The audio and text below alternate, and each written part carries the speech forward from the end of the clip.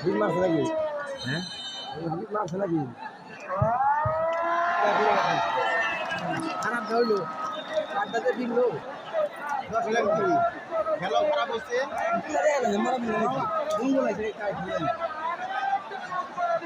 এবারে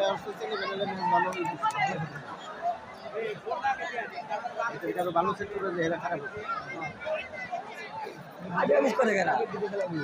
কিন্তু আপনার হয়েছে আপনাকে 10 নাম্বার সেই দিবে খেলে নাই খারে আজকে হাত দিয়ে এবার হাল